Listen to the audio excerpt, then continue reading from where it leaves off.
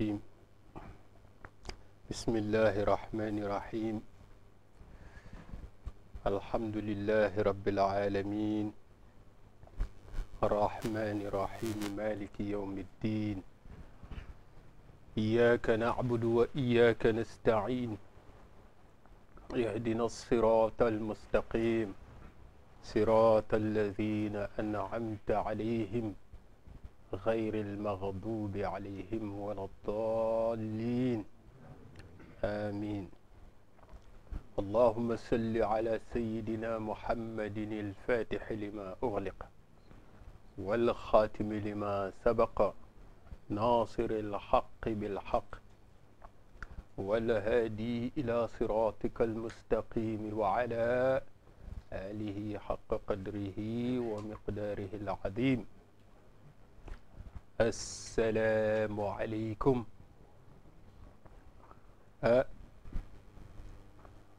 chers frères dans la tariqa, chères sœurs et chers amis dans l'amour de Sayyidina Cheikh Ahmed Tijani radiyallahu anhu, nous revenons sur le même thème que nous avions commencé il y a quelques semaines sur le sens de la Jawharatul Kamal. Comme nous l'avons déjà dit et répété, la Jawharatul Kamal, c'est très difficile de la traduire. On ne peut que la commenter et essayer de réfléchir sur ces commentaires. Parce que c'est une parole que Allah subhanahu wa ta'ala a donnée au prophète Muhammad sallallahu alayhi wa sallam et que Sayyidul Wujud sallallahu alayhi wa sallam l'a donnée directement à Sayyidina Cheikh Ahmed Tijani radiyallahu ta'ala.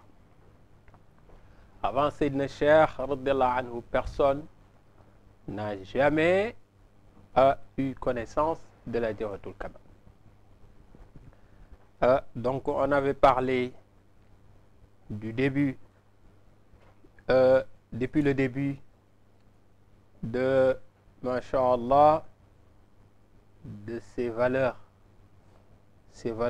qui qu'on ne peut retrouver que dans Jawharatul Kamal. Donc c'est une chance pour le Tijani, le disciple Tijani, d'avoir Jawharatul Kamal.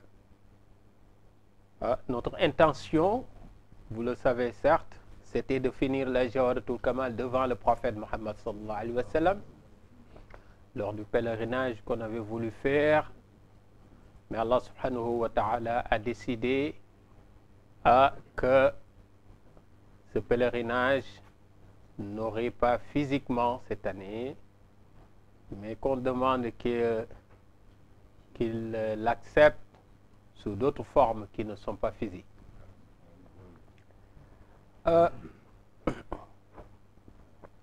Donc, c'est à Marseille, Inch'Allah, qu'on va terminer Jawharatul Kamal. La semaine dernière, on avait fait un ders sur Jawharatul Kamal à Genève. Vous voyez que ça tourne. Et, masha'Allah, le frère qui nous avait prêté son bureau pour qu'on fasse la transmission, il était fier. Mais il n'était pas Tijani. Il n'est pas Tijani. Mais le fait que son bureau apparaisse sur le site et que c'est visionné par des dizaines de personnes, d'internautes, ça lui a fait plaisir. Alors il m'avait posé une question, il m'avait dit, mais dans la tariqa Tijani, pourquoi vous dites Al-Hadi? Al-Hadi ila sirati mustaqim. Al-Hadi. Mais Al-Hadi, huwa Allah. Pourquoi vous dites le prophète c'est Al-Hadi? Pour vous dire que on va y venir tout à l'heure, parce qu'il y a un passage sur Jawharatul Kamal qui dit Siratika tamil asqam. Donc on va revenir un peu sur ça. Mais c'était une question, pas pour critiquer, mais il voulait savoir. Il voulait savoir. Il dit les Tijani, il dit Al-Hadi. Et Al-Hadi, c'est Allah. Mais ce qu'on ne sait pas, c'est que il y a des noms d'Allah subhanahu wa ta'ala qui sont en même temps des noms du prophète Muhammad sallallahu alayhi wa sallam. Ra'oufun, Rahimun. Ça, c'est des noms d'Allah subhanahu wa ta'ala. Mais c'est Allah subhanahu wa ta'ala qui l'a pris et l'a donné directement au prophète Muhammad sallallahu alayhi wa sallam. لقد جاءكم رسول من أنفسكم عزيز عليه ما عنتم حريص عليكم بالمؤمنين رؤوف رحيم فإن تولوا فقل حسبي الله لا إله إلا هو عليه توكلت وهو رب العرش العظيم. Il y a même certains ulama qui disent que Sami' al-Basir, qui se trouve dans Surat al-Isra, سبحان الذي أسرى بعبده ليلا من المسجد الحرام إلى المسجد الأقصى الذي باركنا حوله لنريه من آياتنا إنه السميع البصير. Il y en a qui disent aussi que Sami' al-Basir, le prophète sallallahu alayhi wa sallam, il a vu des choses. Sami' al-Basir, c'est Allah, certes. Mais ce jour-là, le prophète sallallahu alayhi wa sallam, il a vu des choses que personne avant lui n'a jamais vues. Il a vu des choses que personne après lui ne verra jamais. لقد رأى من آيات ربه الكبرى.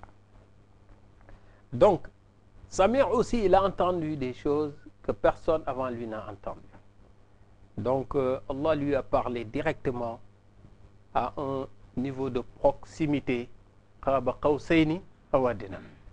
Même les anges, ils n'ont pas cette proximité. Parce que Jibril alayhi salam, quand il accompagnait le prophète sallallahu alayhi wa sallam, à un moment donné, il lui a dit, ah, il faut que j'arrête. Chacun parmi nous a un niveau qu'il ne peut pas dépasser. Donc, le prophète sallallahu alayhi wa sallam était seul autorisé à s'approcher d'Allah de cette façon. Alors, il a entendu ce que personne n'a jamais entendu. Et quand je dis personne, c'est les hommes, c'est les djinns, c'est les anges, c'est les animaux, c'est les montagnes, c'est les arbres. Donc, il y a certains ulama qui disent que ce Sami' al-Basir, certes c'est Allah, mais en même temps ça concerne le prophète sallallahu alayhi wa sallam parce qu'Allah lui a fait voir des choses et il lui a fait entendre des choses. Donc, lui, celui qui m'a posé cette question à Genève, c'était pas dans un but de polémiquer, mais c'était pour savoir, puisqu'il a dit j'aimerais bien comprendre. Et bien voilà, je lui ai expliqué, pour vous dire l'importance d'expliquer ce que nous avons dans la tariqa. Vous savez, cet exercice d'explication de la Jawharatul Kamal et ce qu'on avait fait aussi avec l'explication de Salatul Fatih et quand on avait parlé de la ilaha illallah, c'est important pour nous parce que tout le temps on va te dire, toi tu es Tijani, pourquoi, qu'est-ce que ça veut dire ça, pourquoi vous faites ça, pourquoi et pourquoi et pourquoi, et on doit toujours être à mesure de répondre. Si on ne peut pas répondre, on lui dit, ah, on va demander à quelqu'un d'autre qui peut nous expliquer. Mais jamais s'engager à expliquer ce qu'on ne maîtrise pas. Alors, on s'était arrêté à Ainil Ma'arif al-Aqwam. Voilà, le prophète sallallahu alayhi wa sallam, c'était la source des connaissances. Al-Aqwam, ce mot Aqwam ici, il a deux sens. On peut lui donner deux sens. Un qui indique le sens de istiqama, la droiture, la rectitude, être sur le droit chemin. L'autre qui indique le sens de superlatif, parce que là c'est un ism tafdil qui est un superlatif. Ay annahu sallallahu alayhi wa sallam akmalu kullu man qama bi amrillahi. Donc c'est le plus complet, le prophète sallallahu alayhi wa sallam. Et quand on dit complet, ça veut dire beaucoup de choses dans la spiritualité. Parce que insanul kamil, ça veut dire qu'on a atteint un niveau exceptionnel dans la haqiqatul muhammadiyya sallallahu alayhi wa sallam. Siratika tamil asqam. Donc le prophète sallallahu alayhi wa sallam, c'est en même temps la voie. c'est en même temps la voie.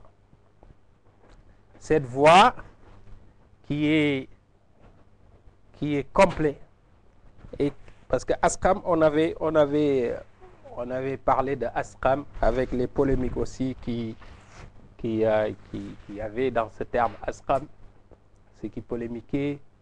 Pourquoi Asqam, ça veut dire plus malade, être quelqu'un qui renvoie à une notion d'handicap et mettre cet adjectif à côté du prophète sallallahu alayhi wa sallam, c'est irrespectueux. Certains, ils disaient ça. Mais ils ne savaient pas que Sayyidina Cheikh radiyallahu anhu, qui a reçu, lui, Jawharatul Kamal, il maîtrisait plus que la grammaire et tout ce qui concerne la langue arabe, la littérature arabe. Alors, donc voilà, on revient sur Sirat. Sirat, le prophète, c'est la voie. Et la meilleure des voies aussi. Parce qu'Allah subhanahu wa ta'ala lui a dit wa innaka latahdi ila siratin mustaqim. Donc lui, il indique la voie. Celui qui le suit, il est sur la voie. Qul in kuntum tuhibbuna Allah fattabi'uni yuhibbukum Allah. Donc celui qui suit le prophète sallallahu alayhi wa sallam, c'est sûr que il suit Allah subhanahu wa ta'ala. Celui qui suit l'exemple du prophète sallallahu alayhi wa sallam, il est sûr que il est sur ce que Allah subhanahu wa ta'ala aime et ce que Allah préfère. Masha'Allah. Donc, en même temps, pour répondre à la question de ce frère de Genève qui me disait que Al-Hadi huwa Allah, mais le prophète sallallahu alayhi wa sallam, lui, il ne se met pas à la place d'Allah subhanahu wa ta'ala. Mais Al-Hadi là indique qu'il guide le prophète sallallahu alayhi wa sallam. Parce que tous ceux qui l'ont suivi à son époque, et même jusqu'à maintenant, tous ceux qui suivent le prophète sallallahu alayhi wa sallam, ils seront dans Sirat al-Mustaqim. Donc, c'est pour ça qu'ils disent ici, Siratika tamil asqam. Le prophète sallallahu alayhi wa sallam, lui-même, c'est la voie. Lui-même, c'est la voie qui arrive à la hadratul ilahiyya. Parce qu'il y a plusieurs voies. C'est pour ça qu'Allah subhanahu wa ta'ala, il disait, wa la tattabi'u khutuwat ash-shaytan. Shaitan, il a ses voies aussi, ses voies qui mènent pas loin et qui mènent forcément vers l'obscurité, l'obscurantisme, naru jahannama wal iyaz billah.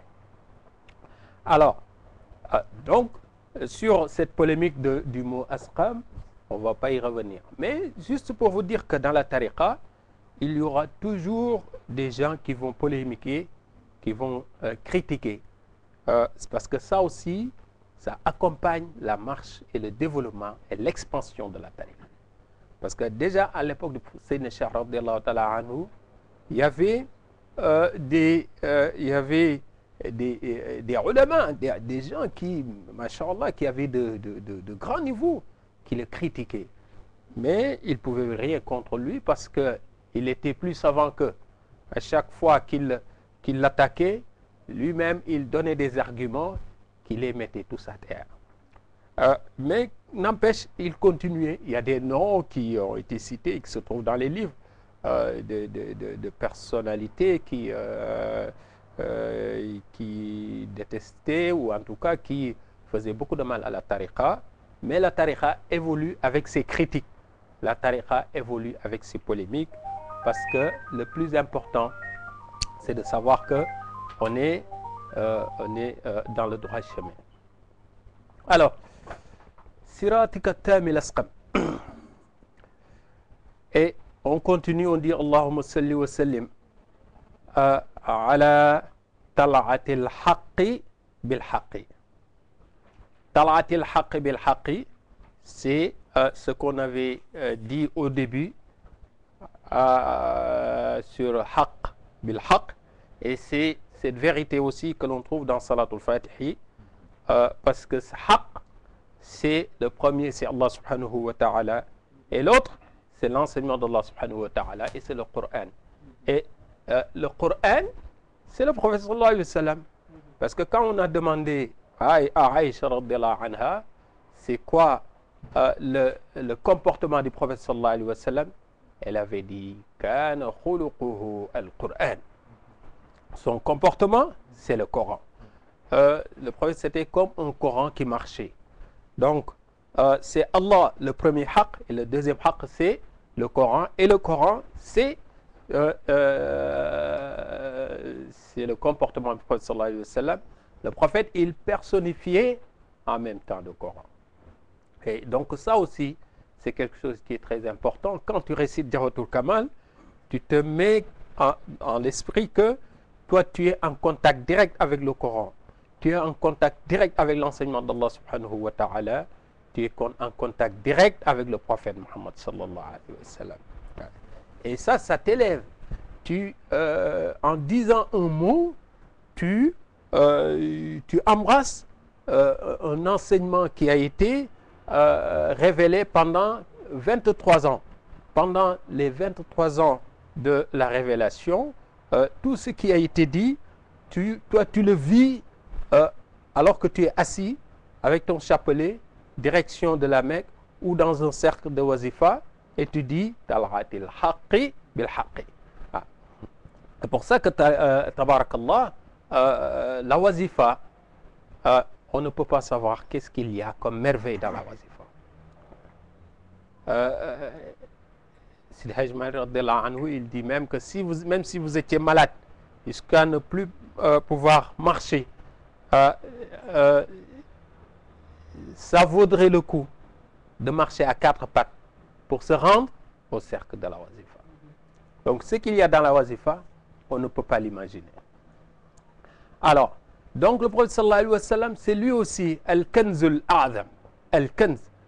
Al-Kanz, c'est, masha'Allah, cette centrale, ça centralise tout ce qu'il y a comme masha'Allah, comme merveille.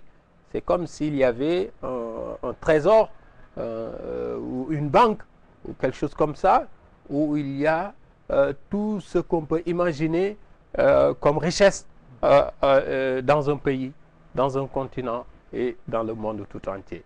Le prophète sallallahu alayhi wa sallam, donc lui, sa personne, concentre jusqu'à maintenant tout ce qu'il y a comme merveille dans Haqiqatul Muhammadiyya, tout ce qu'il y a comme merveille qui peut venir d'Allah subhanahu wa ta'ala et qui peut aller chez les créatures d'Allah subhanahu wa ta'ala. Et quand je dis créatures d'Allah subhanahu wa ta'ala, ce n'est pas seulement les hommes, ce n'est pas seulement les musulmans, tout le monde profite du prophète Muhammad sallallahu alayhi wa sallam. Tout le monde, ceux qui croient comme ceux qui ne croient pas, ceux qui sont humains comme ceux qui ne sont pas humains, parce que tout simplement, wa ma arsalnaka illa rahmatan lil alamin.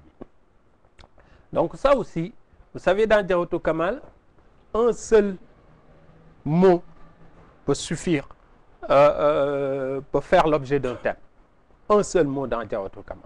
Même là, nous avons pris peut-être 4 semaines pour expliquer Jawharatul Kamal, mais ce n'est pas suffisant, 4 semaines. On peut passer une année tout entière à parler que de Jawharatul Kamal. Donc ça aussi, c'est quelque chose qui est très important. Alors, avant de finir, donc je vais, si je ne l'oublie pas, je vous donnerai un dua que Sayyidina Cheikh radiyallahu anhu avait donné pour la Eid, Eid al-Adha, pour la Tabaski, juste après la prière sur Laqad Ja'akum, Inch'Allah. Mais aujourd'hui, c'était Arafat. Et à Arafat, pour les Tijani, ça veut dire beaucoup de choses. Ça veut dire beaucoup de choses parce que c'est dans cette place-là que Sayyidina Cheikh radiyallahu anhu a été décoré. Il a été décoré Qutbul Makhtoum. Qutbul Makhtoum, il a reçu cette décoration d'Arafat. Et c'était cette année-là, il ne s'était pas rendu physiquement à Arafat. Donc là aussi, ça fait partie, masha'Allah, des merveilles de la tariqa. Il était à Fès, il n'était pas parti à la Mecque, mais il a eu la décoration à Arafat. C'est pour ça que quand on évoque Arafat, pour les Tijani, ça veut dire beaucoup de choses. Et Qutbul Makhtoum, c'est ce titre que tous les awliya voulaient avoir. Ibn Arabi al-Hatimi, radiallahu anhu, Al-Jazuli, j'en avais parlé dans un gamou, je crois, tous ces grands awliya qui voulaient avoir Qutbul Makhtoum, ils ne l'ont pas eu. C'est Sénéchal radiallahu anhu qui l'a eu à l'âge de 63 ans, et il l'a eu à Arafat. Et cette année-là, c'est le prophète sallallahu alayhi wa sallam qui lui a mis la médaille, et que on a appris aussi que les awliya, surtout les qutb, ils ont 360 corps. Et il y en a un des corps qui réside toujours entre la Mecque et Médine. Donc quand quelqu'un est qutb, il n'est pas, c'est pas rare, ou c'est pas étonnant que quelqu'un vous dise que oui, j'ai vu telle personne à la Mecque, j'ai vu telle personne à Médine, alors qu'il était peut-être à Marseille, ou peut-être qu'il était à Dakar, ou peut-être qu'il était à Paris, à Hambourg, parce qu'on nous regarde à Hambourg aussi, etc., etc. Alors, pardon pour les villes que je n'ai pas citées. Vous savez, Allah, il met ses qutb là où il veut. Il les met là où il veut. Et même là où on ne l'imagine pas assez souvent. Donc, Sénéchal, il a eu ces désignations là à Arafat. C'est pour ça que dans la Tijaniya aussi, c'est conseillé le jour de Arafat de faire 360 laqad jaakum. C'est conseillé. Sénéchal, parmi les mérites de laqad jaakum, il avait dit que si vous faites 360 fois laqad jaakum le jour de Arafat, masha'Allah, beaucoup de khayr. Alors, ce jour qui est très béni, où Rasul sallallahu alayhi wa sallam, il disait afdalu ma qultu ana wa nabiyyun min qabli kalimatu la ilaha illa Allah wahdahu la sharika lah lahul mulku wa lahul hamdu wa huwa ala kulli shay'in qadir. Donc ce jour de Arafat, il disait cette parole, il disait que c'est la meilleure parole que je dis, et que c'est la meilleure parole que les autres prophètes aussi ont dit avant moi. La ilaha illallah wahdahu la sharika lah lahul mulku wa lahul hamdu wa huwa ala kulli shay'in qadir. Donc c'est un jour, j'espère que vous avez été nombreux à avoir jeûné ce jour. Peut-être on n'a pas eu l'occasion d'en parler avant, mais Inch'Allah, parce que c'est un jour, celui qui le jeûne, il y a beaucoup de khayr. Allah lui pardonne des péchés de 2 ans, et ça c'est important pour des gens comme moi qui sont subhanallah. Alors, donc on avait dit al-kanzul a'zam. Donc le prophète sallallahu alayhi wa sallam, c'est le grand kanz. Donc cet endroit où se centralise tout ce qu'il y a comme merveille, tout ce qu'il y a comme bienfait, tout ce qu'il y a comme forme de asrar, comme forme de ulum, des sciences écrites ou dites, ou comme ma'arif, des sciences qui ne sont pas écrites, qui ne sont pas dites, qu'on n'apprend pas de quelqu'un. C'est Allah subhanahu wa ta'ala qui le met dans le cœur de qui il veut. Ou toute forme de tajalliyat aussi. Il y a beaucoup de variétés de mawahib de la part d'Allah subhanahu wa ta'ala qui peuvent parvenir à l'individu, au croyant, et tout ça, ça passe par le prophète Muhammad sallallahu alayhi wa sallam. Alors, donc, le prophète sallallahu alayhi wa sallam, c'est ifadatika minka ilayka. Vous savez, ifadatika minka ilayka, rien que ça, on peut passer toute une nuit à parler de ifadatika minka ilayka, d'Allah subhanahu wa ta'ala vers Allah subhanahu wa ta'ala. Parce que le prophète sallallahu alayhi wa sallam, il vient d'Allah subhanahu wa ta'ala, mais tout du prophète sallallahu alayhi wa sallam retourne vers Allah subhanahu wa ta'ala. Donc, c'est normal parce que tout ce qu'il disait, c'est Allah subhanahu wa ta'ala. Tout ce qu'il faisait aussi, c'est Allah subhanahu wa ta'ala. Et tout ce qu'il a fait dit est devenu une science, une référence. Il est devenu une référence au prophète sallallahu alayhi wa sallam dans ses paroles, ses propos, ses actes, etc., etc. ولكم في رسول الله أسوة حسنة لمن كان يرجو الله واليوم الآخر وذكر الله كثيرا. Donc, tout ça, c'est le prophète Mohammed sallallahu alayhi wa sallam. Donc, je croyais pouvoir le terminer aujourd'hui, mais je crois qu'on va s'arrêter là. Et comme ça, la semaine prochaine, si Allah nous prête vie, Inch'Allah, on le termine. Sinon, ce sera après. Vous savez, c'est Allah qui décide. C'est Allah qui décide. Tout ça, on voulait le terminer à côté du prophète Mohammed sallallahu alayhi wa sallam. Mais ne soyons pas déçus parce que on peut être près du prophète sallallahu alayhi wa sallam en étant géographiquement à des kilomètres, des centaines de kilomètres, des milliers de kilomètres éloignés de lui. Donc, nos cœurs sont très proches du prophète Mohammed sallallahu alayhi wa sallam. Alors, donc juste, je crois qu'il n'y a pas de questions aujourd'hui aussi. Donc, juste avant de finir, ce que je voulais dire pour la Eid, c'est que Cheikh, il avait donné aussi un dua pour la Eid al-Adha, donc la fête de la Tabaski, juste après la prière, puisque là aussi, il ne faut pas l'oublier, parce que c'est la fête de la Eid. Dès qu'on finit la prière, les gens sont pressés pour aller chercher les moutons et tout ça. Donc, souvent on oublie de faire cette prière. Donc, vous pouvez faire 21 fois laqad jaakum. Allah subhanahu wa ta'ala vous protégera pendant toute l'année, Inch'Allah. Donc, qu'Allah nous protège tous. Et quand vous faites ce dua, vous faites dua pour nous aussi, ne nous oubliez pas. Nous ne vous oublierons pas, Inch'Allah. Il y a beaucoup de khayr, et beaucoup d'avantages dans laqad jaakum. C'est le Cheikh, il a beaucoup dit là-dessus.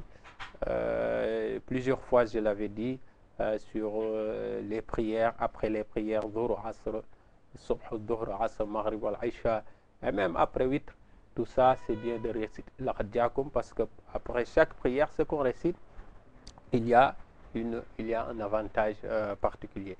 Donc, on va s'arrêter là. Demain, c'est la Tabaski ici en France et en Europe, Inch'Allah. Pour ceux qui sont au Sénégal, ce sera pour samedi, Inch'Allah. Et je vous demande tous pardon et je vous pardonne à tous. Je demande qu'Allah nous permette de vivre encore des années et des années ensemble, assister à des Tabaski, à d'autres fête de Eid aussi, Inch'Allah. أقول قولي هذا واستغفر الله لي ولكم ولوالدي ولوالديكم إنه كان غفارا. اللهم صل على سيدنا محمد الفاتح لما أغلق والخاتم لما سبق ناصر الحق بالحق والهادي إلى صراطك المستقيم وعلى آله حق قدره ومقداره العظيم. إن الله وملائكته يصلون على النبي يا أيها الذين آمنوا صلوا عليه وسلموا تسليما. صلى الله تعالى عليه وعلى آله وصحبه وسلم تسليما. سبحان ربك رب العزة عما يصفون وسلام على المرسلين والحمد لله رب العالمين. بارك الله.